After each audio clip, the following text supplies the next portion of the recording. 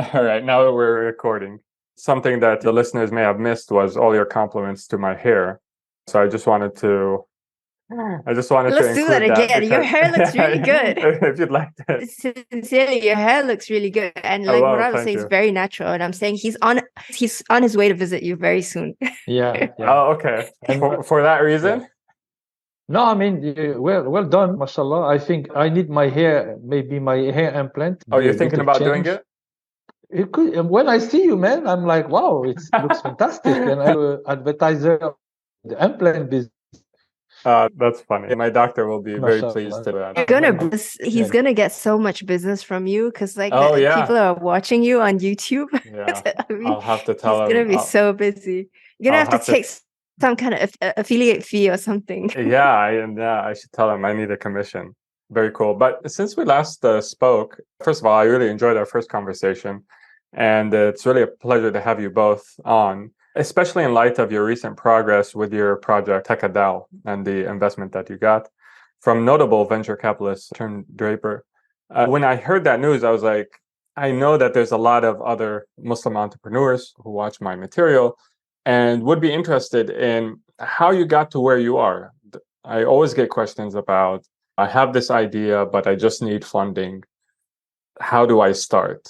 This is one of the most common questions that I get. And so there's no better way to learn than to actually hear the stories of other people who were successful at it. So I'd like to first understand how you guys started out with this idea. What is the idea? And any sort of guidance that you could give to entrepreneurs who are starting out and need funding. First of all, thank you for having us, and it's a great pleasure being on the show with you. And I might start, and maybe Sharon will complete maybe the discussion. So when we look at people who try to build product, actually, especially in the tech space, we have also always this notion of I'm going to go and build something, and when I build something or build something around an idea, I'm going to go pitch to investors, and investors, they're going to be so in awe about what I'm building that they're going to throw money at me, and that's it. So this is the kind of the way people are looking at entrepreneurship. I would say the glamorization of entrepreneurship, which is actually not really the case, that people are just going to jump and start writing you checks, even though it has become much easier. So it's not only about building or bringing an ideas to life. It's also putting a solid team together to be able to execute on what you're going to do. Okay. So when it comes to, I would say, our quote unquote success is not defined on how much money you raise. It's like, usually it's raising money is just a mean to achieve an end, to achieve something. So people should not be like impressed by the number of zero you get in a check. You can see, for example, a successful Adam Newman WeWork story now that has been like going from $50 billion to nothing today. They just liquidated the startup. So as you can see, they were raising billions of dollars, and eventually those guys went to dust. So it's not about the amount of cash that you raise, is what you need in order for you to get to the next step. So at the beginning, when you're an early entrepreneur and you have no historical way of proving who you are, it's pretty much difficult, because you will be able to raise only with angel investors or people in your network. And when it comes to VC, they need to see a little bit of a track record that you've been doing something interesting. And then, of course, sometimes they do, when they see that the quality of the founders is kind of very exciting, and even though they might not have a digital experience, but they have like previous very interesting job, or they're part of, I would say, a good caliber, good university sometimes, a good job they were working on, ex-McKinsey, so on and so forth, ex-Rocket Internet, all those kind of things. So joining those kind of actually early startup, for example, if you were part of the startup history that made it, or even had some announcements. So being part already of an ecosystem of startup, it helps. So it's all about building your story, where you come from. Don't forget, early in the game, people invest more on the idea, on the founder, than the idea itself. Because we have a saying in the ecosystem, the ideas might change, the market might change, but the founder doesn't change. Yeah. Very little. Besides having more hair on the head, that's the maximum you can change if you ever change.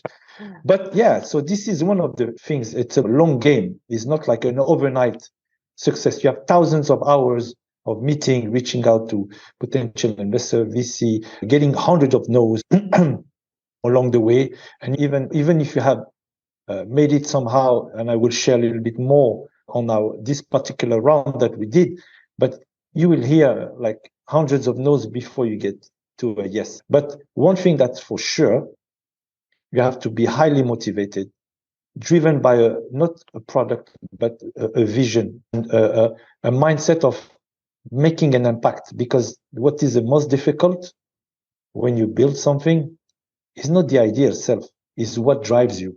Because if it's just the monetary gain or, oh, I have something cool, I know it's going to work. No, it's not enough.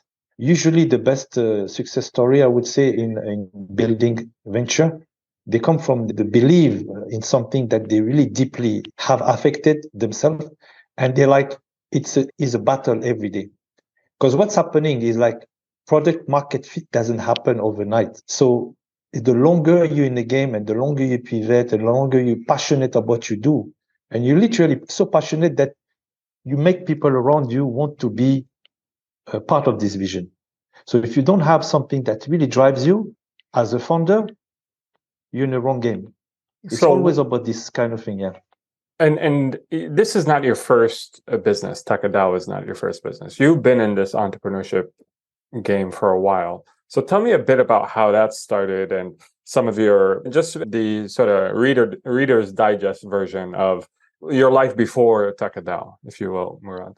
Yeah, so Sharon and I, basically, we had different multiple venture before we stepped into the digital space. So I would talk about maybe one exit. If you want to go on the Wayback Machine, our very first venture, I remember we were living in Los Angeles, was to go and grab USC students, the stuff that they left when they moved out of the dorms, would go and collect those and try to sell them on like Craigslist. That was like our very first business. What year was this? This was 2000, I think. And then, okay. And then we graduated. And at the time, were you working like, together as well? Yeah, so we just got married, and then we were living in LA, and we've been entrepreneurs always. I think this is why. Also there was a kind of a connection right from the first time we met, and then we got married, because we understood each other on that wavelength. So we were always entrepreneurs. So we were always hustling. We were always trying to do something because it wasn't enough to work for somebody. And so that was our first idea. And then I remember we graduated to being like an unlicensed catering company from home, and we would sell couscous to the offices around where we're living. So we were living in downtown LA, and we were right off Wilshire Boulevard, which has all these like high-rise offices. And I remember that's what we did. Of course, that didn't work out very well. And then we actually stumbled across that would be our very first official business, which was right in the neighborhood of USC. There was this, I think it was an old garment factory that they refurbished, and then they made into like a food court / community space. And that was meant for immigrants to have a soft landing and an easy way to start a business. And that was our first business. And man, do you have some stories to tell from that? But anyway, Murad. So tell me an interesting story from those first experiences with entrepreneurship. So we had this catering / small businesses that was doing quite well, but we just started to spend money to open a unique coffee house. At the time, Starbucks was taking a lot of corners everywhere in the US, and there was just the beginning of Starbucks. What year was this? In 2001. So, but Starbucks started to launch, and we wanted to find an alternative to Starbucks. We wanted to have a more like organic coffee, bought from Mexico and sold to our client. And we wanted to have also unique setting, so we wanted to have something more casual and stuff like that. So we put all our money into that new venture, and we were building it and stuff like that, as you can imagine. And this was money you got from like from the previous ventures? yeah, from the previous business we put. So you hadn't raised any money at this point? No, it was No, this was scrappy. This was like friends and family. What savings did you have? Just grab what, and then cash flow from the other business. It was very crazy. So mostly this is the part where we're talking about the traditional business background and funny story about what happened with whatever budget we had. So we ran out of cash when we took this lease, and then the place coffee was ready, everything was ready. The only thing that was not ready was the seating. It was an empty space, completely empty, and we had no more money. And Sharon is like, you know what? Sorry to tell you, but this is the last check. And if you don't open tomorrow, we lose both business. So funny thing is, like, I take the money from the night before. I had like maybe $2,000-3,000 in my pocket from the cash register plus the night before. I go pray to the masjid, and I'm like feeling like down, making dua and everything, that I need to find solution. One brother come in, I hear his story, and his story was more moving than mine. So I thought I was bad. The guy was even worse, in a worse condition than mine. He was going to be some kind of deported and everything, all these kind of things. And I'm like, oh my God, it's like, and I need the airplane ticket to pay. And I'm like, the money is in my pocket. I don't know what to do. And I grabbed the money and I gave it to him. So I was already negative, and I become even double negative, like, khalas. So imagine the 3,000, and Sharon at the time, I remember I came home, she said, hey, where's the money from the, so I give her just a little change. And she said, well, what happened to that? I said, don't worry. And I had a big towel called Talala. I say, if nobody can help me at this point, the only one I can rely on is Allah subhanahu. So whatever I had left, I say, anyway, I give it away. Sadaqah. Subhanallah, this night, I had a van, big van, and I had this light bulb moment that West LA they were dumping furniture. This is a tradition that the Americans do every once in a month. They just dump furniture. So I grabbed my truck, subhanallah, and I start driving, and I say, mashallah, and I see table here, chairs here in good condition. Start packing them up and everything, putting them in my car. At one point, I see a beautiful sofa, nice, and I see a homeless guy walking toward it, and I'm walking toward it. And the guy is running, and I'm running. I'm like, oh my God. And I'm like, he's jumping, vroom, and he's the first one to jump on the sofa. Is mine. I'm like, subhanallah. I look at him, I say, bro, I really need it. He's like, oh, that's my, get away from me. I was the first one. I say, you're going to just spend the night here, but I need it. He's like, I said, how much? So I finally fight with him. I give him $20. And I told him, yeah, help me out to put it in the truck. So it was a kind of funny thing. So all this furniture, the whole night, I was roaming. The next morning, Sharon comes in and she sees a full setup, table, furniture, sofa, and everything. And then she said, where did you get all this? And since I have this background of French background, it became a unique place. People were coming because it was my trademark. They're like, this place is unique. And I'm like, they don't even know that the homeless was sleeping the night before on the sofa. And they're like telling me this place look awesome. Did you get it clean? Did you just take it from the street? The first day, to be honest, it was okay. But I reposted it. It took me some time and I refixed it. It was clean. The guy dumped it, but it was from his home. So all furniture was unique furniture. The funny thing is we were catering to upper middle class, I would say, in our neighborhood. So when they came in, they appreciate the uniqueness of the place. Everything was mismatching. They probably thought you hired a designer for it or something. Exactly. Because that was a new trend. That was a new trend that was happening in LA, where they wanted to have this unique and authentic things. And that was it. We nailed it. And I'm like, boom.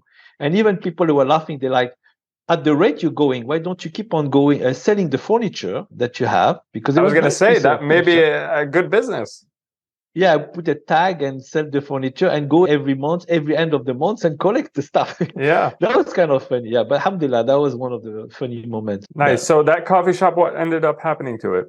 What happened is that we sold the place. Actually really happened. We had the right ingredient, the right execution. We were uniquely positioned with good food, good coffee. And to be honest, in 12 months, we sold the place for a very big amount of cash. Yeah. Oh, nice. A guy came in and he's like, I like the place. I thought it was a joke. And he's like, I came from South Korea and I live close by and I want to buy your place. And we were kind of like, how much can we sell? And actually we were greedy. We made a big amount, but we could have doubled this amount actually. And the guy was ready to pay. Yeah. Are you comfortable disclosing what amount you sold it for? We sold it for $500,000. Just so other people know, Invested like what 50K. multiple of revenue is that at the time? Annual revenue, probably like 10x, 10 to 15x. Okay, so is that 10 to 15x of income, like bottom line or top line? Top line. Oh, top line, 10x of top line. Wow, that's a very rich valuation, actually. Yeah. Wow. And the thing is, 6 months later, the guy sold it for $1 million. Oh my gosh. Okay, so he knew what he was doing. No, he didn't understand the business much. He was failing, called me back, said, I did everything you told me, and I'm not making it happen. And somebody else actually came and saw the opportunity, and like, hey, the guy was like, he disclosed how much he paid, and the guy wanted to pay him more. It is still there, by the way. It is still there today. We were just back there a couple of months ago. Yes, the coffee shop. It's still a coffee shop. It's practically the same. It's been taken over a couple of times by different owners, but it's still there. Everything is still the same. I mean, the fixtures that we put in and everything, they didn't do any significant changes to the place. Same furniture? So, I mean, no, they definitely upgraded a little bit, but it looks practically the same. You would not really notice if you didn't. What's the name of the place? Can I look it up? I don't know what it's called now. I'll send you some. The name was called Ragazzi Room, People's Room. But again, it's that kind of baraka story. To be honest, it was really like you put your niyyah you put your effort in everything, you put your trust. But the thing is, really, it was a baraka to be honest. Perhaps it was the baraka from helping out that brother who needed help. This is for sure, because at one point, I'm like, that's my last bullet. When we call silver bullet, that was my last silver bullet. And I'm like, and I say, you know what? I'm down. I'm not getting answered. Maybe this thing's going to make it happen. And I'm like, I didn't even think twice. But what is interesting, when people are talking about sadaqah, the interest reduced, the barakah and the sadaqah increased by many-fold. And that's something that really, subhanAllah, really happened. So it's crazy. So you guys have $500,000 cash from the sale of the coffee shop, right? And this was what year? 2002, 2003 now. Yeah. Okay. Yeah, 2000. It was 2003. I remember because my son was born December 2003. He was 9 days old when we closed escrow on the place. So definitely end 2003. Okay. So what do you guys do next? Yeah. So for us, we hang out. We did nothing for a while. I think a celebration is in order at that point. Yeah, of course. We travel a bit around the world. Back then, 5 million was quite a significant amount. It was big. Yeah. It was like when you watch a movie back then, it was like people asking the ransom of somebody being kidnapped was around 100K in the US. So I'm like, wow, we get 5 times that. Not bad. So that was a huge amount for back then. And then, we did some traveling and stuff. But what happened actually is that we wanted to live in a Muslim country. So that's something I really wanted myself to do and not subject my kids to grow in a non-Muslim country. So alhamdulillah, it was dua Makbula exhausted. My son was born 9 months later. We were in UAE. UAE had nothing. Sheikh Zayed Road was like 2 buildings. So we literally experienced and lived the progress of the startup city of Dubai happening like overnight. And that's where we set up for some time. And then what did you guys get in? So we did different thing, investment, real estate business, invested in also, we started a new company that was more like scalable, like into manufacturing. So we were the first company to manufacture halal gummy candies to European market and the Middle East. So that was also another thing, trying to find something that is relevant to our community. We find an opportunity to find all the candy in the UK, France, and everything, they were made out of the story of how you discovered this. Yeah, we were traveling in Malaysia, Singapore, where Sharon was belong to.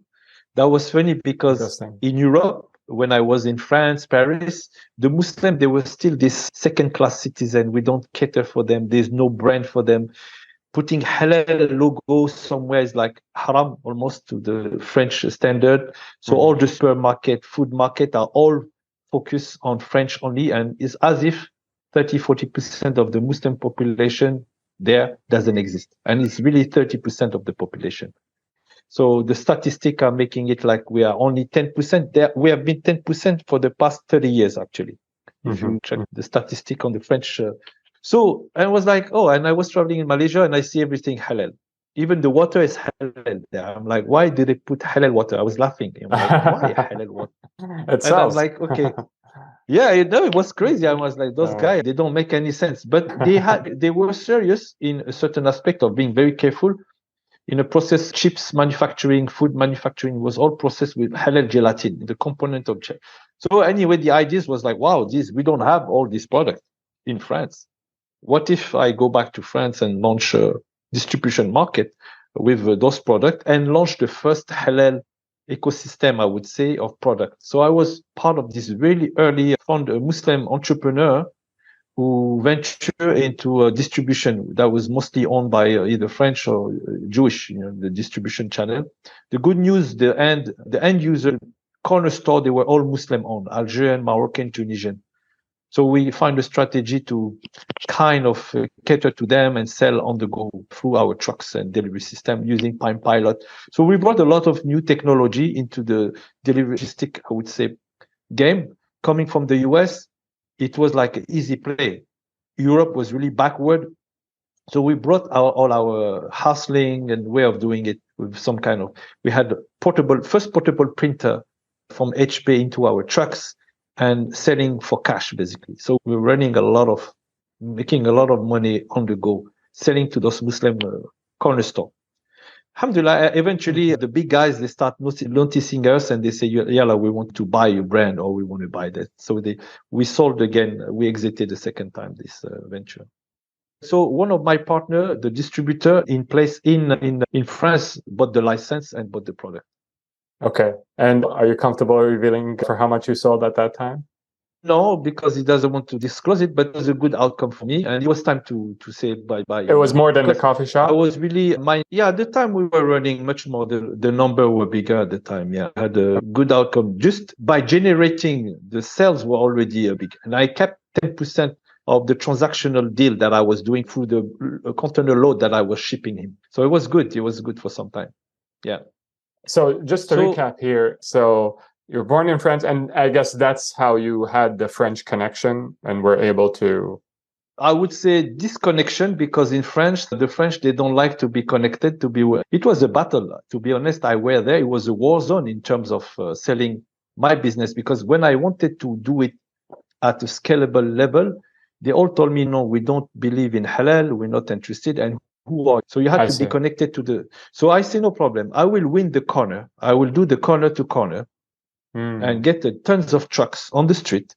And then you're going to beg to get my business. And I'm not going to sell to you. The funny thing is that those big branch, when they came to us at the time, they usually work on a 90 days basis. Like you put your stuff in Carrefour and come back in 90 days if you're lucky.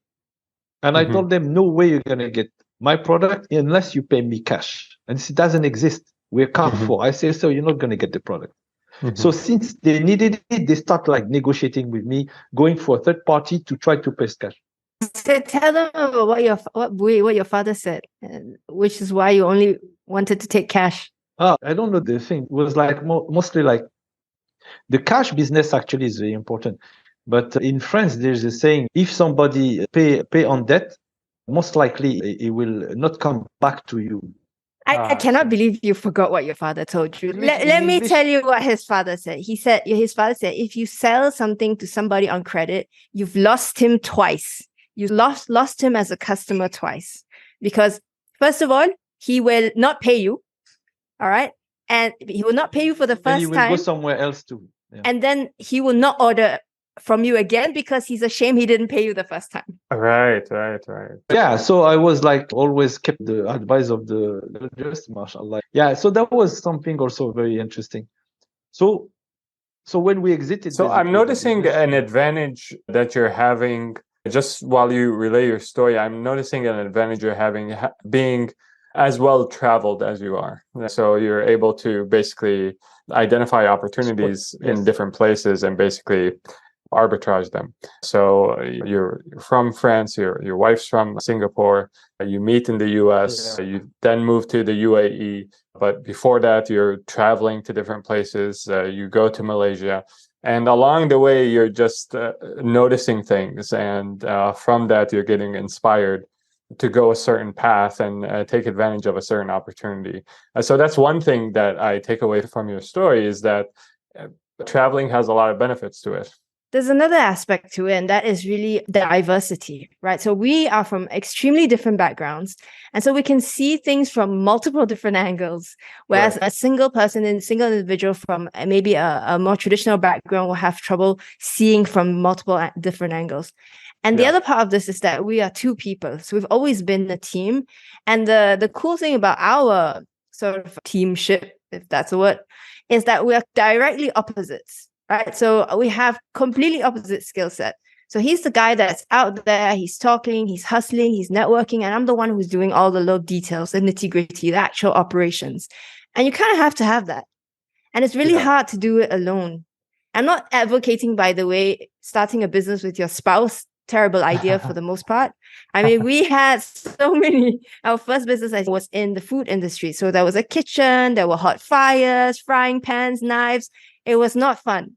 But then what happens when you go through that process, and this works with any kind of founder relationship, when you have to fight. Okay, you have to fight, but you have to get over it. And once you go through that process, you build trust. And when you trust somebody, the level of productivity probably quadruples, because you never have to keep double checking somebody else's work. You never have to start second guessing, etc. And decision making is much faster.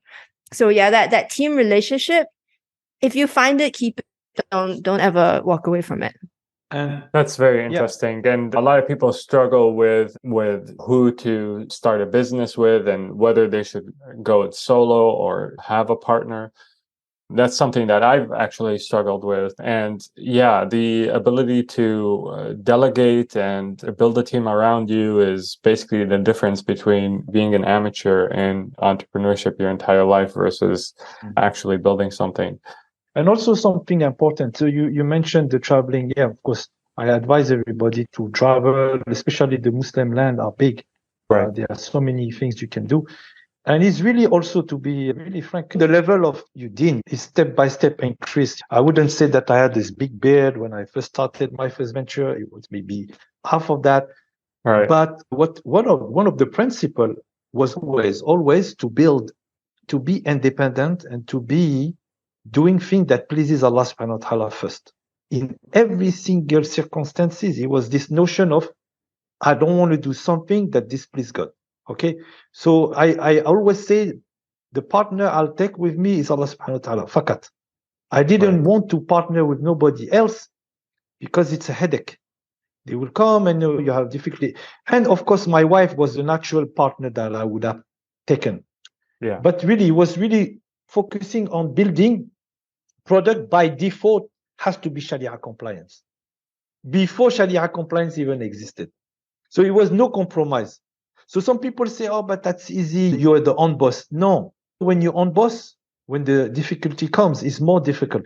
What do you do when somebody say, I want to boycott you because you're Muslim? Or I want you to change your behavior and I won't buy your product because you look like that. Or because you believe like that. It is actually more difficult.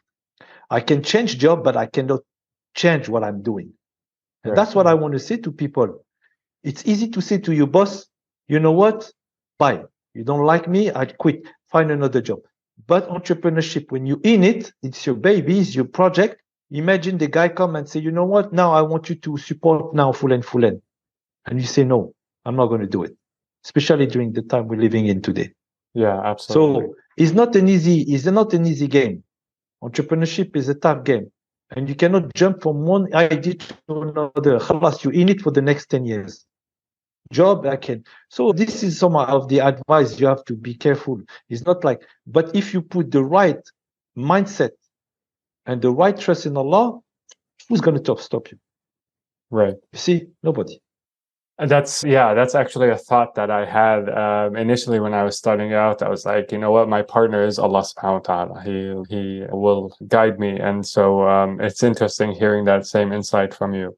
And I think what stands out to me is one of the things that stood out to me in your story, which I find remarkable, is when you were faced with a prejudice against you when you were trying to do the halal products in France, it didn't end up affecting your outcome. In fact, perhaps it even enhanced it. And this recalls to my mind the hadith that if, the entire world, everything in existence, were conspiring against you, they would not be able to hurt you, except if Allah subhanahu wa ta'ala allows it to happen. And conversely, if they were wanted to help you in some way, they would not be able to help you unless Allah subhanahu wa ta'ala allowed it to happen. So really, so long as you're good with Allah subhanahu wa ta'ala, now, whatever prejudice you encounter from other people will not harm you, inshallah.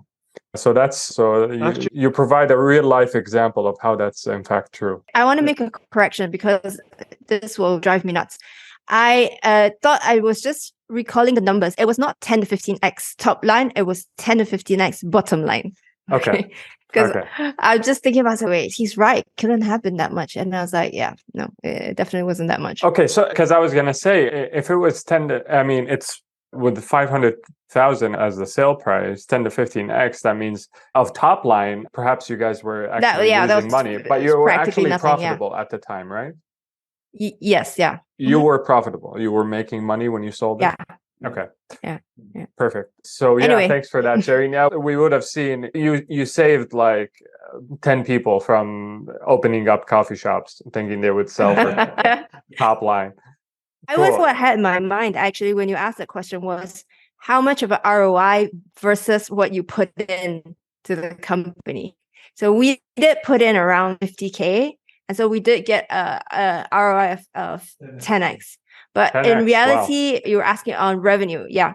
So then I was thinking, I was working backwards. I was like, yeah, it's closer to like 10x of bottom line. Yeah. That's still a fantastic result. And it only took you, a year to get that return? Yeah, about a year and a half, 2 years, something like that. Yeah, that's not bad. That's not bad. Very cool. Okay. So what's next? What's the next sort of station in your journey? So basically, when we were in Dubai, we started to look at opportunity in the tech space. And like 8 years ago, 8 years from now, basically, we started looking at how can we build a dish. In our mind, it was always moving from one industry to another. So you had the coffee shop, had 4 walls, okay, and limited amount of revenue that you can make. You can fit a maximum of 100 people, and that's it. So in my mind, I was like, how can I do it better? Is the only way you can do it better. You do like a franchise and so on and so forth. But still, it's still complicated, and still 100 people can fit in one place. So we moved to manufacturing business. So alhamdulillah, I was like, wow, manufacturing business is great because unlimited output, you sell, and that's it. So it was another kind of, I wanted to go to crescendo to the biggest way of maximizing my time and return. But I was like, even though it's a manufacturing business, I still have this 4 wall and I'm still limited somehow.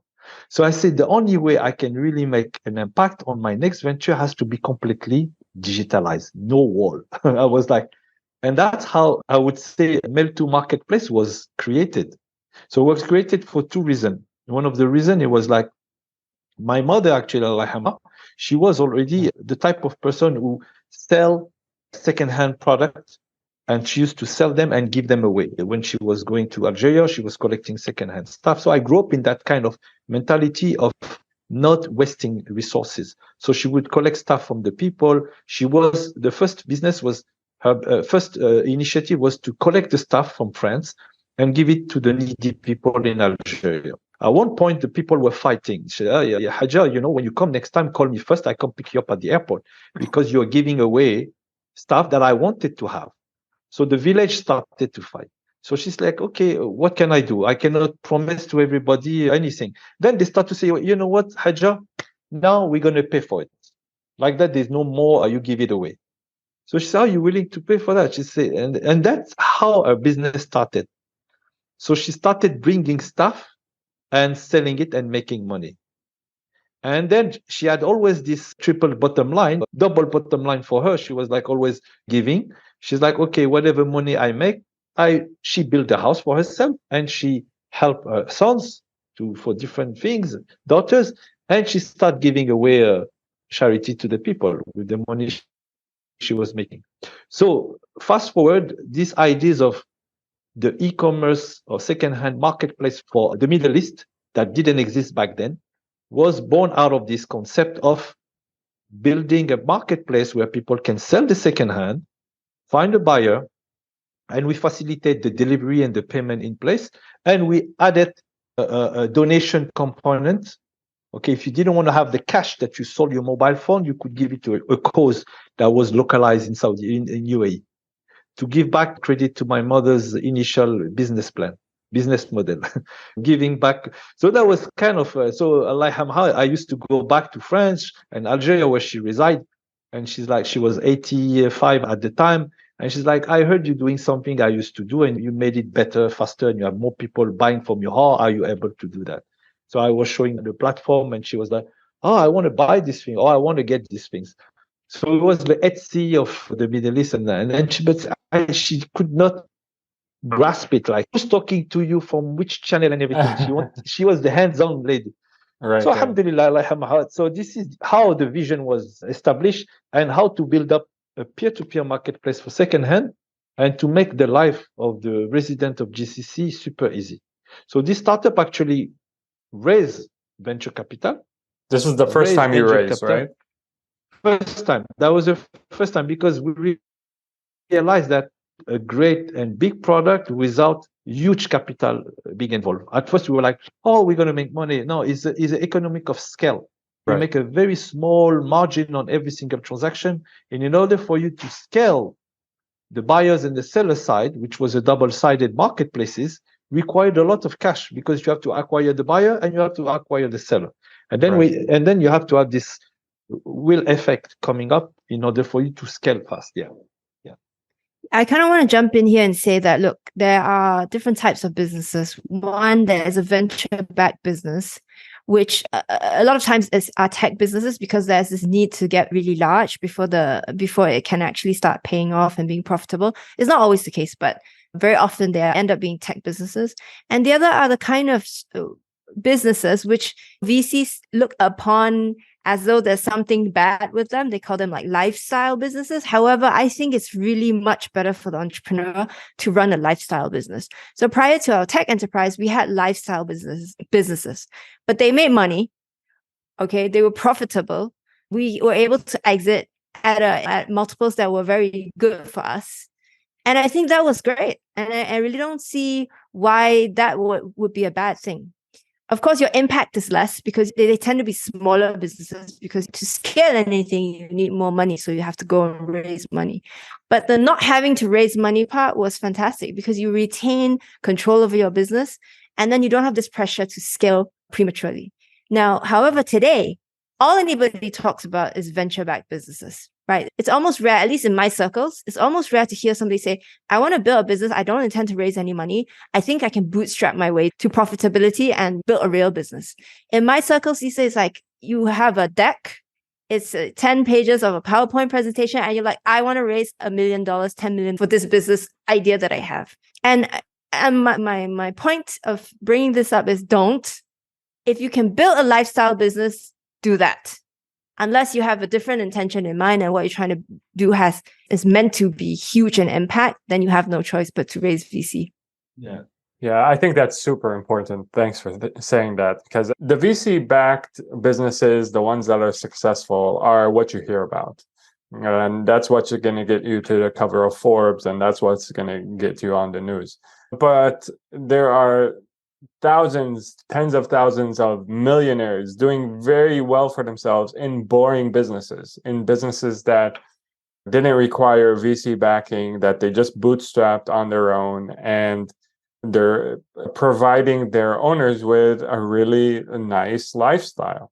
And so when you're going into entrepreneurship, even though we tend to glamorize the VC-backed businesses and the IPOs and all of that, really, unless you want to not have a life, you should probably be aiming for a lifestyle business, as you said. So you were just cold outreach to VCs in the area. Yeah. At the time, did you have like a MVP? Did you have something? So Do we you have did some all the traction? mistake. We did all the mistake you can imagine. So we built before even we start building before even testing and quizzing. Normally, there's a lot of way to launch a product without launching. So we were in a building phase. So we start building the prototype, building the product. We had a deck that was kind of good, and we start pitching among friends, relative, and angel. So city like Dubai had a lot of angel, and at the time it was a bustling of angel, a lot of angel, and only a few VC. Of course, the VC, again, we went there, we pitched to them, like being super arrogant. Oh, we're going to build the next big things. At the time, I thought they were, bad, but we were really like full of ourselves. Like, who are you to come in? So the VC is like, okay, thank you. They heard thousands of guys and like these guys, who are they? Plus, we had like, where are they coming from? This guy looked like Mutawa and the wife, Niqabi, who's that? Showing up in not the standard, not the standard, showing up with a baby in the arm and a stroller, and we're like, what the hell is going on with those guys? True story. We went to a VC pitch. My son at the time, he was maybe a couple months old, another son, of course. And we went with the baby, and halfway through, he did this huge thing in the diaper that leaked. And it was so... And I pretended like nothing happened. I kept talking, and he was crying. It was being annoying. So I was walking around with him and continuing the pitch. True story. It was crazy. So at which point maybe they make an investment just to get rid of the smell. Maybe they're like, okay, actually, we'll invest. Okay. No, they were shocked. But they were very kind in retrospect, because if it were me, I'd be like, you need to... No, first of all, a few things. They were very kind, and honestly, they took their time. Getting a slot back then, getting a call and a meeting with a VC is like you win the lottery. I would be like, don't play lottery, but it was a big deal, that the guy wants to hear you.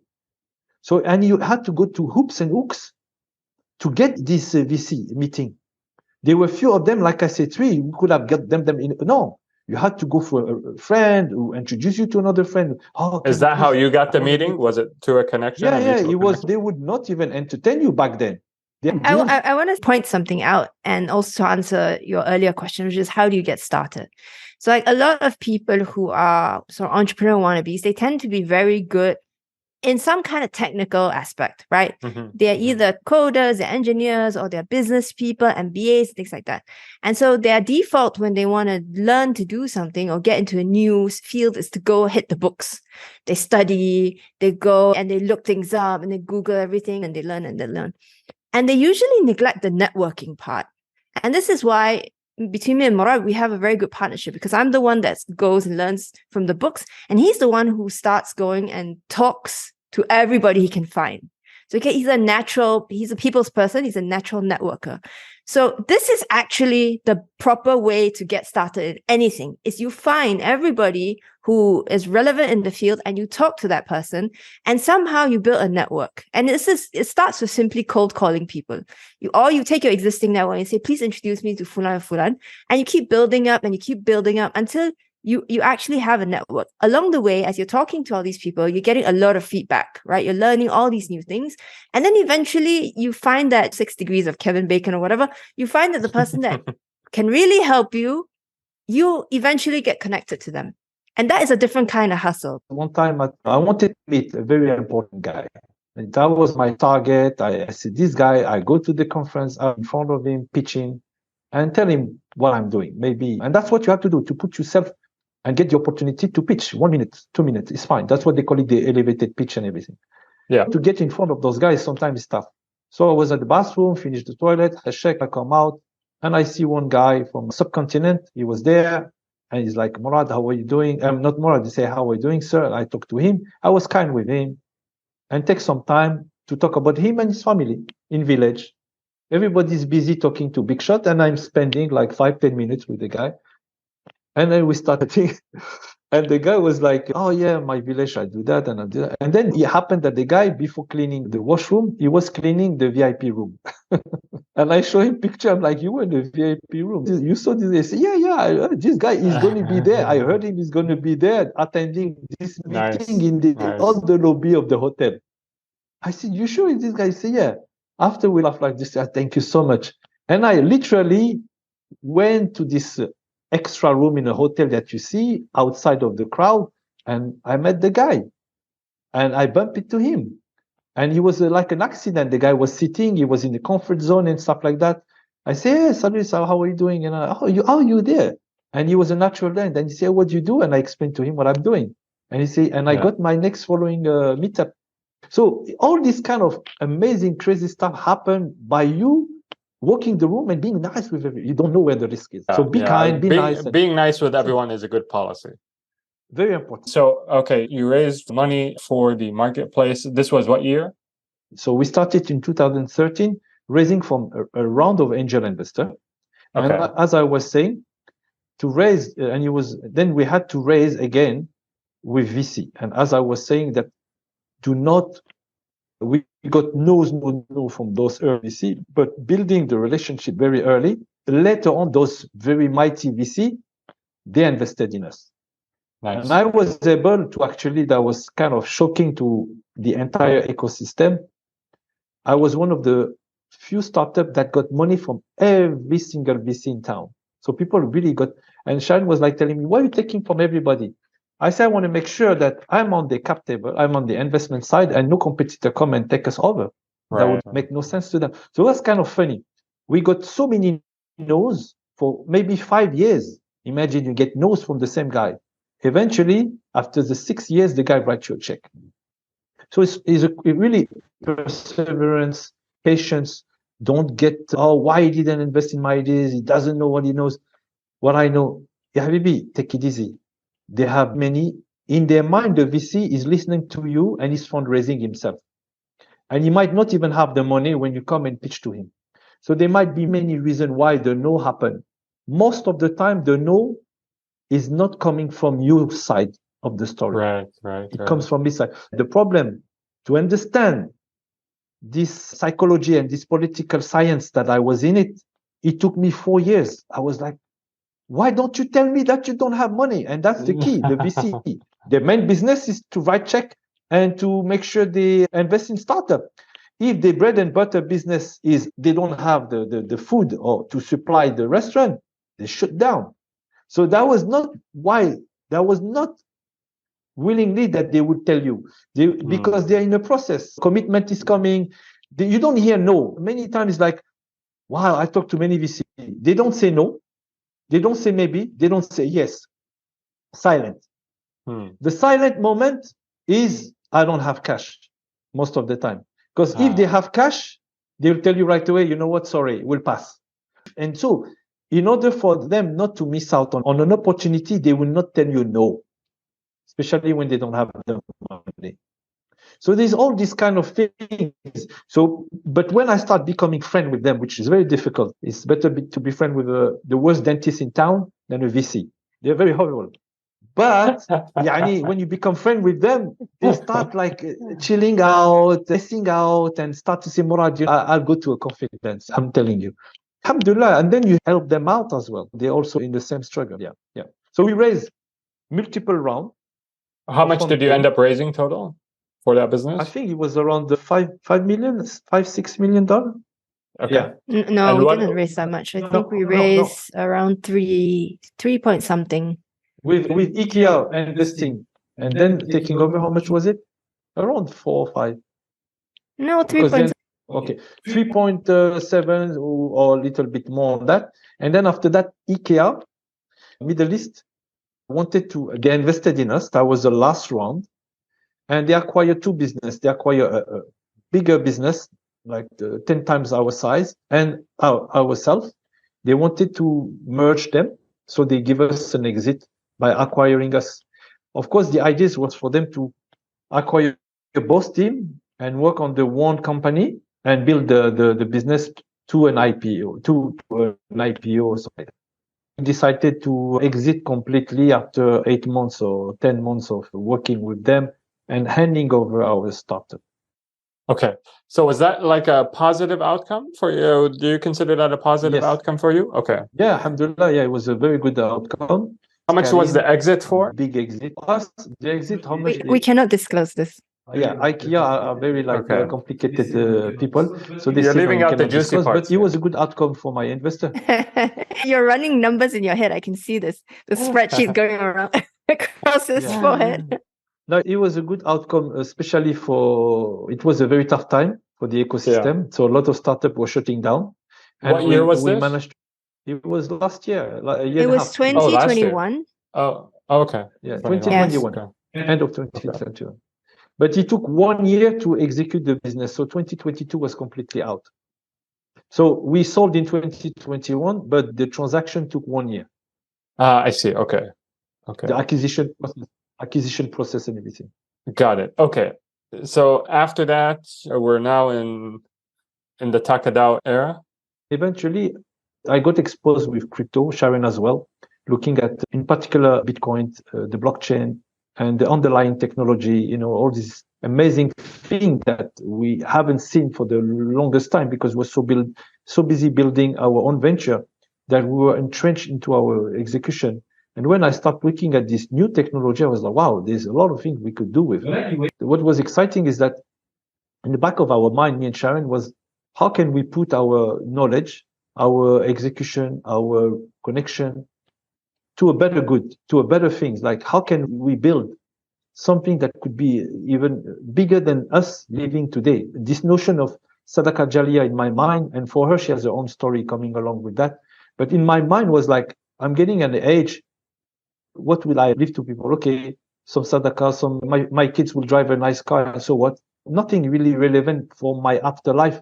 And the thing was not only to build something that I would be successful. For me, the first thing that when I was bouncing back the ideas with Sharon and my network, it was to have this greater vision. Even if I don't accomplish it 100%, if I'm moving this technology 10% closer to a betterness of the Ummah with what we're building, alhamdulillah, imagine the ajr I get. So Sharon, go ahead, explain now. So if you look at the financial system that we have today, if you look at the banks and insurance companies and the central banks, the system is broken for one reason. The banks and the central banks, they work for their shareholders, all right? And as a result, they're always going to prioritize shareholder profits over their customers' interests. And it's especially bad in the insurance industry because the insurance industry makes money when you pay your premiums and you don't make a claim, because the claim comes directly off of their balance sheet, so they make less profit. So it's a zero-sum game. Either you win or the insurance company wins. And either if you win, then insurance companies loses. And this is why insurance companies are one of the least trusted organizations ever, very close to the pharmaceutical industry. So given that's the problem, what is the solution? The solution is shareholders and the profit incentive out of the picture. And it's to build something that is community owned so that the insured themselves are the shareholders. And if you think about it, that is the entire basis of Islamic finance, where it's always about equity and risk sharing.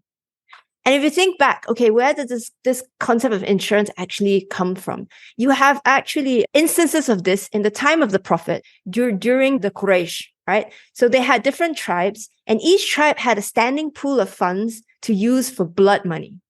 So sometimes the tribes would go to war, or sometimes somebody would kill somebody by accident or on purpose. The other tribe, his tribe would pay the blood money on his behalf. And the reason they had this was because they didn't want to go to war with the other tribe just because of blood money, right? And this was a system called Aqila, and it was there during the time of the Prophet, and he did not stop it. So we know that from our ancestry, we know that this was a system that was approved. And this is what we're trying to build today. We're trying to build an insurance system where the money is really contributed and owned by the insured themselves.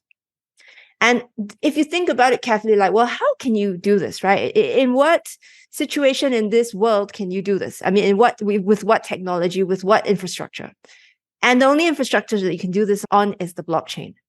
Because number one, isn't this already done with like mutual insurance? Yes. Now, the thing with the mutual insurance is there are still pieces that are missing, because at the end of the day, if you look at takaful operators today, they still have external shareholders, external capital providers. So you kind of end up back in the same situation where the shareholders is what is causing the fund to exist. And so they are the ones that are prioritized by the takaful company. The other thing is there are also reinsurers, right? So there's always this external pool of capital for whom the takaful fund or takaful operator has to be profitable for. And that again means you have misaligned incentives. The other thing with takaful operators and takaful funds, theoretically, a takaful fund has two sets of books. One for the shareholders, okay, and one for the insured, so the insurance fund. Now, they're supposed to be separate books. They're not supposed to mix. And the insurance fund is supposed to be owned by the insured. But in reality, who owns the money? It's the money of the insurance fund is in a bank account controlled by the takaful operator. So at the end of the day, ownership is the key point here. And you cannot have ownership in a decentralized manner in our current financial and banking infrastructure. So this is like the crux of the problem. Then we looked further down the rabbit hole. We're like, a lot of our people are uninsured, period. And the reason they're uninsured is because the insurance companies haven't gone into their countries to provide insurance for them. And this happens to be also the people who are unbanked, right? Because banking and insurance tend to go together. So then how can you build a global fund which is inclusive for such large swaths of the population who are unbanked? And again, you come back to, we need to use blockchain. We need to use systems where people can enter without needing to go through the banking infrastructure. When I was reading the news story about your raising funds, I think Tim Draper was saying, I'm not really sure what's going to happen here, but I like these people and I think that they're going to figure it out. And hearing this backstory, I kind of had the same impression, which is that what you're saying is correct with regards to there needs to be some sort of change in the system that we have currently. And I think blockchain and cryptocurrency provides one possible tool that we could use in order to initiate that change. What ends up being the details of the project, what's settled on is, I really don't know. But I'm rooting for you both. I think that. Let me give you a quick 30-second on how it actually works, because Murad's going to give me an earful if I don't. So essentially, we're insuring one another. So we all pool our money together and we mutually insure one another. And any of the profits that come out of the insurance operation are then redistributed among the fund. And it's designed from an actuarial and underwriting side of things in order to be a self-perpetuating fund that doesn't need external shareholders and that doesn't need reinsurance. And the way that works is that there is a bit of it works like a mutual fund. So the more you put in as far as a contribution, the larger of a benefit you will get out, right? So however, there's usually a multiplier. So it's zero sum amongst the insured. But how do you guys make money? So we take a standard wakala fee as the money is going in. So we take 20% off the top, and all else goes back to the DAO, to the insurance DAO, the insurance fund. And then if there are any profits, it also goes back to the fund. Okay, so because you're fixed in terms of your fee that you collect, there's no conflict of interest between you guys and actually the payouts that go out to the insured. Exactly. Got it. Have you guys actually paid out any insurance claims yet, or are you pre-operation? We will launch the insurance DAO, inshallah, in June of 2024. So what we've done to this point is we've built the savings and treasury management part of it, right? So at its very core, insurance is about saving money. It's about a group of people saving money together and helping each other. So what we started with is a product that we call takad, which is a group of people saving money together, and each person takes a turn to take the money pot, So whatever savings are there, that the group savings that are there. Oh, so that's the Now, this is product based that on you're a launching well-known with? concept. That's That's the product we've that's what you launched launched already. with? Oh, you've launched already. Yes, that's what Okay, we got launched. it, Yeah, got it. Okay, we got it. launched this about 2 weeks ago. Oh, Now, interesting. Okay. because and we did that because the underwriting model wasn't ready, but now it's ready. So now we're going to layer the underwriting model on top, and then now we have a true insurance fund. Okay, could you tell me 5 minutes or less how you guys raise money? What's the story behind it? So we start reaching out to our friends, VC and everything. What was exciting is that they all loved what we were doing, but they were like, I don't understand the blockchain. I don't understand crypto, especially when when you're in the Middle East. We usually copy paste ideas from the West to make them happen. But when it comes to be very deep tech and blockchain, everything, they were kind of skeptical. Luckily, a few of the VC that I convinced to invest was BIM Venture, which is a Saudi fund, plus Prince Sultan bin Fahad, who's very big in blockchain, crypto, and everything, is building himself his investment DAO with Kaufman people around. And then eventually, again, it's always put yourself in front of people. We got lucky that we met Tim Draper at a conference, and Sharon pitched to him. And you know what? The guy was like, he didn't say subhanallah, but it's the same thing. He was about and to. he started pitching. Well, no, and there's a video about him talking about it. And I was like, he's so into these things. What's happening to him? And I noticed he was a Bitcoin guy. And he's also a big influencer in the blockchain and everything. And he understands exactly what Sharon was saying to him. Guess what? The next few days, he gave me a call. Hello, Murad? Yes. Who's that? Tim Draper. I say, oh, Tim, what's happening? And he's like, This is a reenactment. No, I'm just joking. Yeah, it was super exciting because he called us and he was really bullish. He said, I want to be knowing more about what you do. I don't understand Sharia compliance. I don't understand, but I do understand insurance model, and I want to know more about it. And that was it. And then he started being there. We did a few more meetings. He went to the DD. He really liked the team, the product, and he invested 1 million directly in us. So where can people actually go to read more about your project? So Sharon, maybe we're very active on the social, so she can share the social, but simply takadao.io, takadao.io, and you have everything in it. You can link to Takaturn, you can link to Takalab, Takatalk, you can see our previous podcast with Rakan and everything. Everything is there. Perfect. Well, thank you so much, Murad and Sharon. I really appreciated this talk. We definitely went over time, but I enjoyed it. I think it's going to be useful for people. So thank you for sharing your story. And I really wish you the best of luck with takad. Once you guys have more traction, you'll come back and let me know how things are going. Any parting thoughts that you'd like to leave us with? Sharon? I think a lot of Muslims want to be entrepreneurs, and I think a lot of us should be entrepreneurs, and I do encourage people to become entrepreneurs, but go in with your eyes open and feel free to reach out. We're always happy to mentor new entrepreneurs and get to know people. Like I said, the network is so important, so definitely reach out. Definitely. Thank you for that offer, Sharon. And Murad? Like she said, has never been, for me, I'm very bullish, has never been a better time to start something, especially if you're Muslim from the West. You want to be independent. You want to be owner of whatever you're doing. So start doing things for yourself if you can, if you're able to do so.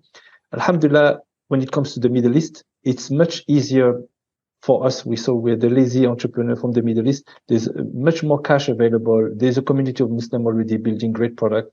Has never been a better time, honestly, if you want to jump into that space. But keep in mind, it's not an easy journey. It's a very tough journey. But there is a lot of fun now available. Perfect. Well, thank you both. I really appreciated this talk, and inshallah we'll talk again soon. Jazakallah khair. Wa iyaakum inshallah. Wa iyaakum. Take care. Bye-bye.